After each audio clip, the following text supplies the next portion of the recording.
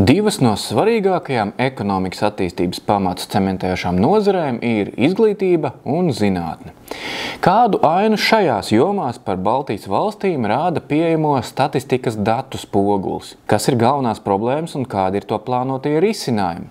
Šos jautājumus pētām pētniecisko rakstu sērijas Latvija Baltijas ekonomikā kā panākt un apsteigt Igauniju un Lietuvu 7. rakstā bilances janvāra numurā. Pamatizglītības līmenī valsts tiek salīdzināts prestižajā PISA reitingā, un Latvijas rezultāti tajā nepavisam nav slikti. 2022. gada rangā ieņemam 23. vietu no 81 valsts. Šajā reitingā apsteidzam Lietuvu, kas palikusi 30. vietā, tomēr Igaunija gan ir starp pašām pasaules izcilniecēm, jo ieņem 7. vietu, tūlīt aiz Dienvidaustrumu Āzijas valstīm. Igaunijas pamatizglītības sistēmas fenomens tiek skaidrots ar vairākiem faktoriem.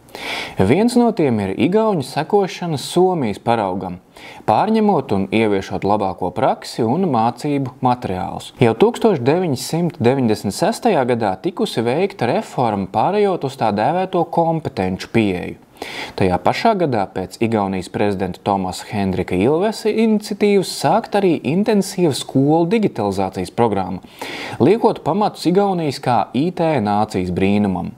Daudzās Igaunijas skolās programmēšana un robotika tiek mācīts jau no 1. klases. Kā Igaunijas pamatizglītības sistēmas veiksmes atslēgu pētnieki uzsver arī tās vienlīdzību, nodrošinot maksimāli līdzvērtīgas izglītības iespējas dažādu sociālo slāņu iedzīvotājiem. Kā piemēri tiek minēts valsts apmaksāts brīvpusdienas, mācību materiāli, skolas transports, skolēnu atbalsta pakalpojumi, bezmaksas pulciņi, iespēja palikt skolā pēc stundām un pildīt mājasdarbus skolotāju uzraudzībā un citi valsts sarūpētie labumi. Igaunijas piemērs rāda, ka to visu var panākt ar nepārlieku milzīgiem finanšu resursiem. Igaunija izglītībai tērē mazliet mazāk nekā vidēji OECD valstis. Tiesa, Igaunija gan iegulda vairāk nekā Latvija, kā arī Lietuva. 2020. gadā no iekšzemes koprodukta Igaunija tērēs 4,8%, Latvija 4,3%, bet Lietuva 3,9%. Tomēr absolūtos skaitļos, rēķinot finansējumu izglītības iestādēm uz katru pilna laika skolēnu vai studentu, mēs neesam apsteiguši Lietuvu. Sākumskolas un pamatskolas gados šie izdevumi bija ap 7,000 ASV dolāru Latvijā, 8,000 Lietuvā un 10,000 Igaunijā. Vidusskolas līmenī neskāpēc Igaunijas skolēnos iegulda mazāk, tikai 6,500, kamēr Latvijā un Lietuvā virs 9, bet augstākās izglītības līmenī ar 18,000 savukārt Igaunija krietni apsteidz Latviju un Lietuvu, kur šis cipars ir ap 13,000 dolāru. Interesanti gan, ka vislielākais augstākās izglītības ieguvēja īpatsvars vecumā no 25 līdz 34 gadiem ir Lietuvā – 57%, bet Igaunijā tas ir viszemākais – 43%, pie mums – 46%. Latvijā ļoti būtiska problēma ir lielais studentu atbirums. Bakalaura studijas pabeidz nedaudz mazāk par pusi no studentiem, kas tās uzsākuši, un tas ir zemākais rādītājs starp OECD valstīm, par kurām pieejami šādi dati. Kvantitāte, protams, neizsaka visu. Augstākās izglītības kvalitāti visbiežāk mēdz salīdzināt pēc universitāšu reitingiem, bet arī šai ziņā Latvijai nav ar ko lepoties. Visos trijos globāli nozīmīgajos universitāšu reitingos Latvijas labākās augstskolas atrodas krietni aiz labākajām Igaunijas un Lietuvas universitātēm. Ekonomikas izaugsmē nemazāk svarīga par augstākās izglītības kvalitāti ir izglītības piedāvājuma atbilstība darba tirgus pieprasījumam. Ekonomikas ministrija prognozē, ka 2030. gadā STEM, jeb dabas zinātņu, tehnoloģiju, inženierzinātņu un matemātikas profesiju spektrā būs ap 9,000 speciālistu iztrūkums. Vai to varētu risināt palielinot budžeta vietu skaitu tajās programmās, kurās tautsaimniecībā trūkst augsti kvalificētu darbinieku un samazinot tajās, kur vērojam darbinieku pārprodukciju? Varbūt būtu vismaz daļēji jāiet Igaunijas ceļš, kur daudzas igauņu valodā apgūstamās studiju programmas valsts universitātēs ir bez maksas. Izglītības un zinātnes ministrija uzskata, ka šajā virzienā progresa iespējas jau esot izsmeltas. Budžeta vietu skaits daudz viet tojoties studiju pieteikumu skaitam, faktiski nodrošinot bezmaksas studijas šajā jomā. Aplūkojot pēdējo pašas ministrijas publiskoto statistiku, tā gan viss neizskatās. Piemēram, 2021.